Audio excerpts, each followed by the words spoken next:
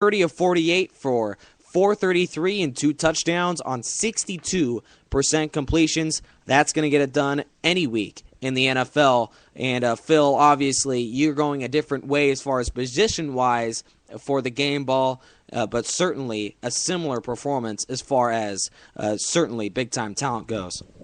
Yeah, I'm going to give it to a guy that I've been hyping up all night. It's got to be Doug Martin. You look at these stats, and they're just staggering. On 25 carries, 251 yards, 4 touchdowns. The man, 10 yards per carry. The man is averaging a first down per carry. There's just no other way to put it. Another 21 yards in receiving. I'll say it right now, assuming he keeps this up, I don't know that it'll be to this level. But if he has any type of production the rest of the year, it's a tragedy if this guy doesn't win Rookie of the Year on the offensive side. Obviously, Doug Martin proving perhaps the best running back as far as not just rookies, but in the entire NFL. The Buccaneers as well have a very talented running back. Just going over the scores after Week 9 in the NFL, certainly it started off very hot as the Chargers can't be too happy about the San Diego squad to this point, but 31-13 is going to get it done any week in the NFL. Offense certainly there. A question about the defense we'll see later on for the Chargers.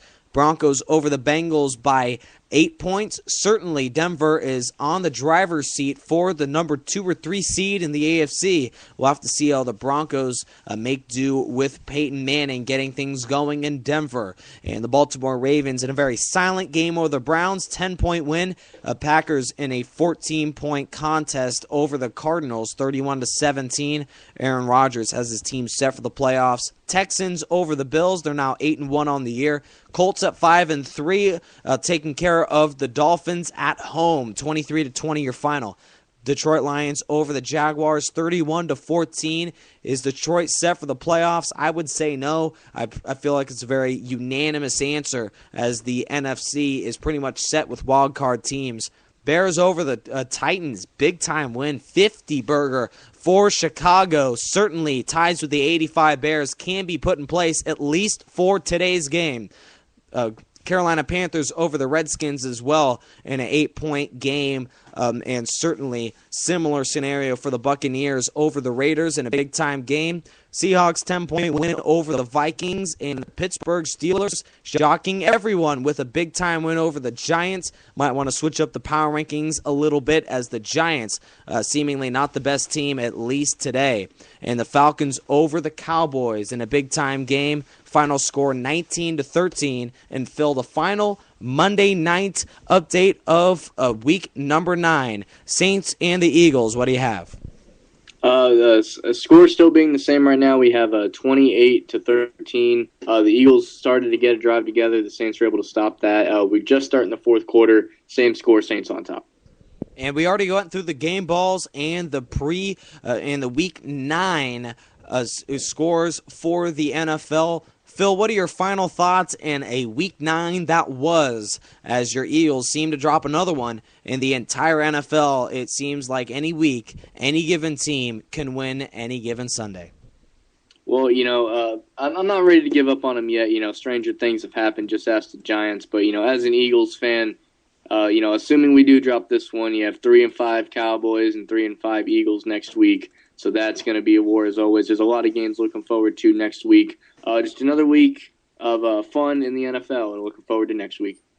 And certainly things will be looking higher for the San Diego Chargers. Got to be high on those Chargers. Real quick before we wrap up the show here, is San Diego set for a trip to the playoffs in a very weak AFC? I don't know if exactly you want to give up on these Chargers, as even though I'm not a huge fan of the quarterback, of the head coach, the rest of the team is perhaps as talented as any team in the NFL. Right now at 4-4, San Diego, who knows if they're a playoff team. Phil, do you believe that this team can make it to the postseason after all the struggles that they have this year? They're 4-4 now. Things are looking good.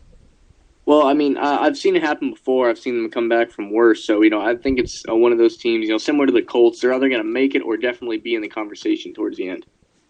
Absolutely.